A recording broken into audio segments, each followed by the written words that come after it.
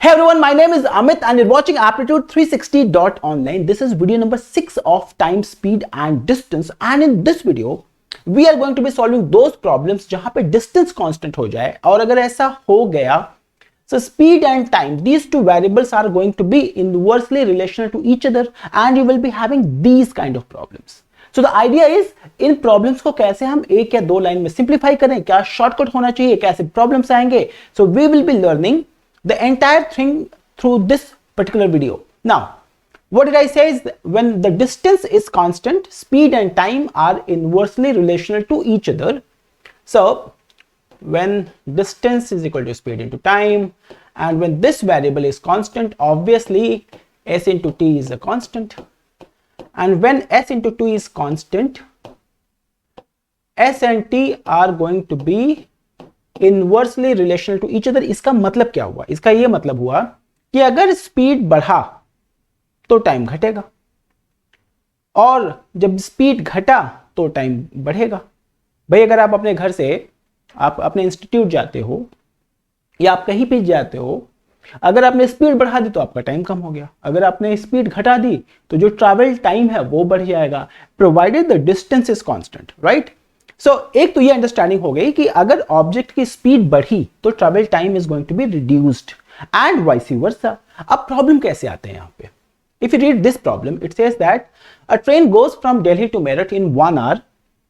One day the driver increases the speed by 25%. So speed has been increased by 25%. In how many minutes the train will reach Meerut now? आपने अगर normal speed पे गया तो कितने घंटे में पहुंचा? 1 घंटे में पहुंचा. ड्राइवर ने कितना स्पीड बढ़ा दिया? 25% बढ़ा दिया. तो लोगों को यह लगता है कि अगर ड्राइवर ने स्पीड को 25% बढ़ाया, understand, speed is increasing by 25%, then time को क्या कर दो आप? 25% से कम कर दो. और अगर आपने 25% से टाइम को कम कर दिया तो 1 घंटे का मतलब कितना हो गया? 1 hour is equal to 60 minutes, and 60 minutes का 1/4 कितना हुआ? 25% इज 1/4. इसका कम किया यानी 1/4 इज 15 मिनट्स. कितने देर में ये ट्रेन अब पहुंच जाएगी? 45 मिनट्स में. ऑप्शन है, बट ये आंसर गलत है. Please be mindful of this. अगर आपने परसेंटेज की वो वीडियोस नहीं देखी हैं जहां पे हमने इन चीजों को बड़े ध्यान से बनाने की कोशिश करी, तो go and watch that particular video.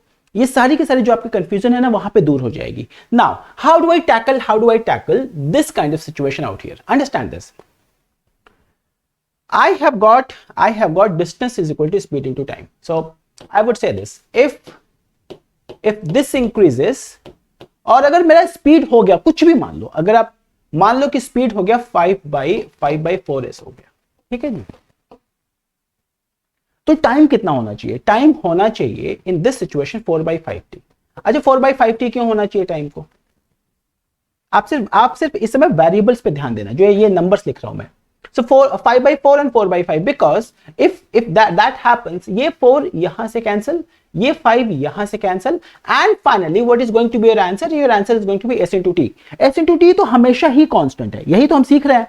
Now अगर ये हो जाए कुछ ऐसा 3/2s, so this will have to be 2/3t. If this becomes 7/4s, then time will have to be 4/7t. And that's pretty simple for you to understand this.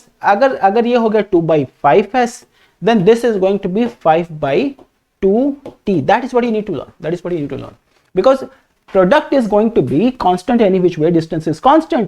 अगर एक variable में जो भी चेंज होगा, आप दूसरे वाले वेरिएबल को उसके वाइसी वर्सा से मल्टीप्लाई कर दो एंड आप उनको सिंप्लीफाई कर दो. Your answer is going to be there. Now let us focus on this particular problem. I hope you're understanding the concept. What did I say? If you do not understand this, I have made one very thorough video on percentage जो इस topic को बड़े detail में discuss करता है. So go and watch that video. Now, problem says that a train goes from Delhi to Meerut, so obviously the distance is going to be constant between these two stations. And if the distance is constant, problem says let the speed be increased by 25%. So if speed is increasing by 25%, then it is going to be what? 125% of 5/4s. So you simplify this on your own. If speed is increasing by 25%, it is going to be 125/100. Now what did I say? Distance is equal to speed into time, and problem tells you that speed now is 5 by 4s. Do you understand? And if speed is 5 by 4s, my time is going to be 4 by 5t. यानी अब जो पहले t hours लगता रहा होगा, अब 4 by 5t hours लगेगा. अब वो क्या कह रहा है? In how many minutes the train will reach now? Previously, originally जब ट्रेन अपनी खुद की स्पीड पे जाता था, तो ये जो टाइम लगता था ये था 1 hour, राइट? अब जो टाइम लगेगा वो कितना लगेगा? 4 by 5t का मतलब 4 by 5 into 1 which is 4 by 5 hours. और अगर आप 4 by 5 hours को मिनट में कन्वर्ट करोगे, what is that you should be doing? You should be multiplying this with 60. And if you multiply this with 60, what is the answer that you're gonna get? You are going to be getting 48 minutes. It is not 45 minutes. Please understand this. Please clear your concept out here. I hope you're understanding this. So आपने क्या सीखा कि जब भी दो variable multiply हो रहे हैं, एक में चेंजेस हो गया तो दूसरे वाले को उसी के रेसिप्रोकल से मल्टीप्लाई कर दो, काम खत्म हो गया. चलो जी, we'll be solving similar problems. वही प्रॉब्लम है यहां पे. A train goes from Delhi to Meerut in 1 hour. One day the driver increases the speed by 50%. पागल आदमी है, इतनी तेजी से चलाएगा गाड़ी. In how many minutes the train will reach Meerut now? Obviously the distance between these two stations is going to be constant and this is s into t. और अगर s into t हो गया तो speed कितना बढ़ा दिया? Speed बढ़ा दिया 50% से. Now it is going to be what? 150% of speed by 100%. अपने से था 50% और आ गया. Speed has become 150%. I hope you have seen those 10 videos of percentage that I have made for you. Now, if you simplify this, it is going to be what? 3 by 2s. And the moment speed is 3 by 2s, you know that what is going to be time? Time is going to be 2 by 3t. Does this make sense? So, if the train goes with speed s, the travel time is going to be t hours. And if the speed is going to be 3 by 2s kilometer per hour, then the travel time is going to be 2 by 3t. t की value आपको problem पे दे के रखा हुआ है, which is 1 hour. So what is going to be the value of 2 by 3t? t is 1 and this is 2 by 3 hours.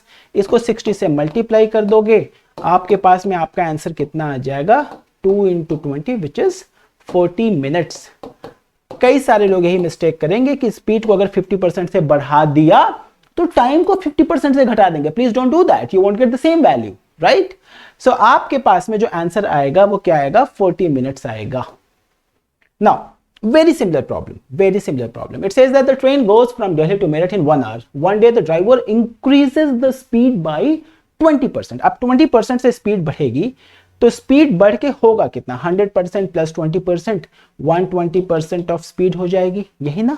120 by 100. आपको simplify करना आता. That's my assumption. अगर आपको नहीं आता then you should go and watch my video number 1, 2 and 3 of percentage. So this one comes out as 6 by 5s. Now if the speed is 6 by 5, now you know probably अब तो आपको समझ में आ ही जाना चाहिए कि डिस्टेंस तो constant रखा भाई, and distance is speed into time. And if I put speed as 6 by 5s, time is going to be nothing but 5 by 6t. And t की वैल्यू प्रॉब्लम में हर बार what is that we are taking? We are taking as 1 hour. And if we are taking this as 1 hour, then what is going to be the travel time now? It is going to be 5 by 6 into 60 minutes. Simplify कर देंगे, answer कितना आ जाएगा? 50 minutes. है ना ये simple concept? I hope you're understanding this. Please let me know in the comment section if you're understanding this particular concept. तो क्या answer आ गया यहाँ पे? It is going to be 50 minutes. One more problem. A train goes from Delhi to Meerut. One day the driver decreases. Now the driver is decreasing the speed by 25%. And in this situation, obviously, the travel time is going to be increasing. Now, if the travel time will have to be increased, आपके पास में जो speed आई अब कितनी है? 25% से कम कर दिया. 25% से कम करने का मतलब कितना हो गया? Now the speed is 75% of its speed. If you simplify 75%, this is going to be 3 by 4s. Now आपके दिमाग में आना क्या चाहिए कि जो टाइम होगा that is going to be 4 by 3t. So distance is speed into time Now speed is 3/4s.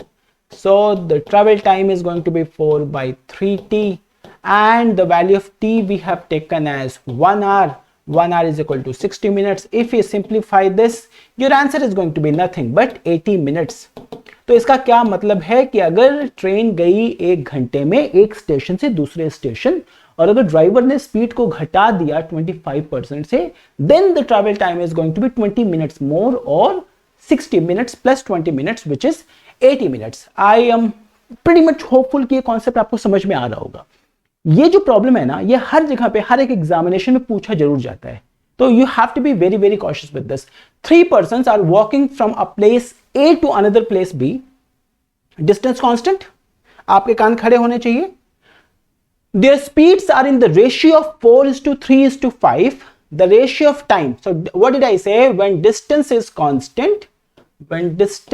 constant, then speed and time, they are going to be inversely relational. आपको किसका पता है रेशियो? स्पीड का.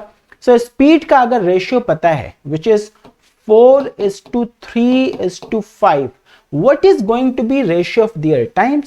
The ratio of time is going to be nothing but 1/4:1/3:1/5. And how do we simplify this? In our ratio problem, we have learned that what is that you should be taking? You should be taking LCM of these values that are there in the denominator. और आप क्या कर दो, इन सारी की सारी values को से मल्टीप्लाई कर दो. What is going to be LCM of 435? It is coming out as 60. So what is that we should be doing? We should be multiplying all of them by 60. और अगर आप 60 से इन सबको मल्टीप्लाई करोगे तो 60/4 which is 15, 60/3 20, and 60/5, this one is coming out as 20. Now what is the answer out here? It is this. If you do not understand what is that I am saying, while am I simplifying this from here to here, I have made a very detailed video. 20-25 minute की video है. आप इसको जाके ध्यान से देखो और अपने इस कॉन्सेप्ट को क्लियर करने की कोशिश करो. बड़ी छोटी छोटी चीजें होती हैं जो हम नहीं समझ पाते, और फिर फाइनली जाके वो क्या करता है, हमारे क्वेश्चंस के जो सॉल्व करने की हमारी एबिलिटी होती है उनको हैम्पर करता है. राइट? तो ये बड़ी छोटी छोटी चीजें हैं जिनको आप सीख के रखो तो आपके लिए ज्यादा अच्छा है. Now this problem comes again. It says that a train goes from Delhi to Meerut in 1 hour. One day the driver decreases the speed by 20%. I hope that you will be doing it on your own. Please pause the video. Try to solve this question on your own. देखो कि आपका answer कौन सा आ रहा है. मैं आपको सिर्फ हिंट देता हूं कि भाई स्पीड अगर 80% हुआ, 20% से स्पीड घटा तो 80% of s. So what is going to be the multiplying factor? 4/5s, right? 80/100, which is 4/5. And if speed is 4/5, time is going to be how much? If speed becomes 4/5, the time is 5/4 of its original. That you understand how to do that. 5/4 of what? 5/4 of 1 hour, right? So 5/4 into 60. What is the answer? 75 minutes. अब ये जो problem है ना, ये आपसे हमेशा 30 second के अंदर लगना चाहिए. Once you understand, there are 2 things that you need to determine. One, the distance will have to be constant. The distance is constant. What does that mean? Speed and time, they are inversely relational. Third, अब जैसे ही आपको एक value का constant मिल गया, आप दूसरे value को उसके रेसिप्रोकल से मल्टीप्लाई कर दो, काम आपका खत्म हो गया. So if you understand this one, let us try to solve this one. अब अगर ये समझ में आ गया तो थोड़ा बेटर प्रॉब्लम करने की हम कोशिश करेंगे. It says that a train running at 7/11 of its original speed reached a lake, or whatever that is, in 22 hours. How much time could be saved if the train would have run at its own speed? एक तो ये बड़ी simple सी चीज है कि distance constant है यहां पे प्रॉब्लम पे. And if distance is constant, problem tells you, I am assuming that had the train been going at its original speed, which is s, it would have taken t hours to reach the point. But problem tells you the speed is 7/11 of its own speed. So if speed is 7/11, what is going to be the time then? Time is going to be 11/7 t. यही बड़ी important चीज है जो आपको इस वाली video में सीखनी है. अगर आप ये सीख गए फिर प्रॉब्लम सिंप्लीफाइड है. Right? Now what is going to be the time this time? Problem tells you reached this in 22 hours. इसका मतलब है कि वो आपको ये बता रहा है this value out here is 22, right? So if you simplify this, this is going to be 22 into 7 by 11, which is coming out as 14 hours. यानी अगर अपनी नॉर्मल स्पीड पे जाता, 7 by 11 स्पीड पे नहीं जाता, then the total travel time would have been 14 hours, but 7 by 11 पे गया तो उसको 22 hours लग गया। अब कई लोग क्या करेंगे, इसी को आंसर लगा के चले आएंगे, उनको लगेगा भाई यही पूछ रहा था और यहां पे ऑप्शन पे है वो। बट प्रॉब्लम पूछा क्या जा रहा है आपसे, प्रॉब्लम पूछा जा रहा है how much time could be saved. भाई आप 14 आवर्स में जा सकते थे अपनी ओरिजिनल स्पीड पे, बट कुछ गड़बड़ हो गया, आपने स्पीड को कर दिया कम और आप कितनी देर में पहुंच गए, 22 आवर्स में पहुंच गए, यही हुआ ना। तो कितना टाइम अगर आप ओरिजिनल स्पीड पे जाते, then this minus then this, you could have saved 8 hours. कितने समय की बचत हो जाती अगर वो अपनी ओरिजिनल स्पीड पे जाता, 8 hours. That's the answer. So अब 14 भी यहां पे ऑप्शन है, 8 भी ऑप्शन है, but what is going to be the answer, 8 hours. अब कॉन्सेप्ट भी पता है लेकिन प्रॉब्लम कॉम्प्रिहेंड नहीं कर पाए तो मुश्किल हो जाएगी। Now let us try to simplify this problem. It says that a car traveling with 5/7 of its actual speed covers 42 km in 1 hour 40 minutes and 48 seconds. Find the actual speed of the car. So in order to find out the actual speed of the car, let the actual speed of the car be s. So 42 kilometre जाने के लिए इसको बोल दो s into t, यही हुआ ना भाई। Original speed is s kilometer per hour and the original time is t hours. Now the problem tells you that if the car goes at 5/7 of its speed, then obviously जो time लगेगा, जो हमने अभी सीखा वो क्या सीखा कि 7/5 t लगेगा। And problem tells you that 7/5 t की वैल्यू है कितनी, 7/5 t की वैल्यू दे के रखा है 1 hour 40 minutes and 48 seconds. So 7/5 t is equal to 1 hour plus 40 minutes and then 48 seconds. So our challenge is, हमको क्या करना है कि इन सारे के सारों को कन्वर्ट करना है आर में। Now this is already in 1 hour 40 minutes, कैसे कन्वर्ट करेंगे, 40/60 and then this second, first of all let this be converted into minutes, और जैसे ही मिनट में कन्वर्ट कर दिया इसको फर्दर 60 से डिवाइड कर दो, this is going to be converted into hours. So if you simplify, this is 12 into 4, this is 12 into 4, 12 into 5, this is 1 and this is 15.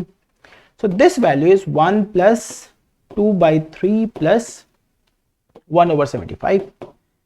So pen चलाने की जरूरत पड़ सकती है थोड़ी, बट कॉन्सेप्ट तो बिल्कुल क्लियर है ये।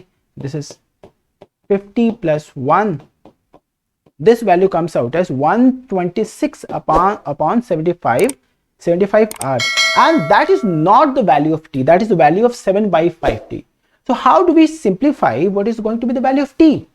So t निकालने के लिए आपको क्या करना पड़ेगा, 5/7 of this value, isn't it? And 5/7 of what? 126 upon 75. So if you simplify, this is 1, this is 15, and this is 1, this is going to be 1, and then this is 18. So this is going to be what? 6 into 3 and this is 5 into 3. So this value 6/5 hours आ गया। And what is 6/5 hours? But अगर वो actual जो speed रही होगी, अगर उससे चलेगा तो जो time निकल के आएगा वो कितना निकल के आएगा? It is going to be 6/5 hours निकल के आएगा। And what is the problem? The problem is asking you to find out what is actual speed. In order to find out, do not you think that in order to find out actual speed, now I know 42 kilometer, the distance which is given to you in the problem.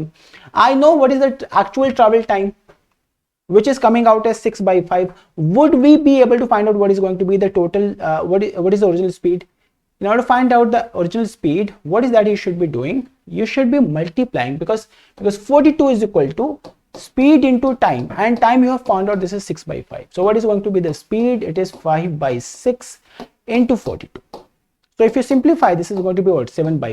7 into 5, this is 35 kilometers per hour. So what did we learn in this particular question? 1.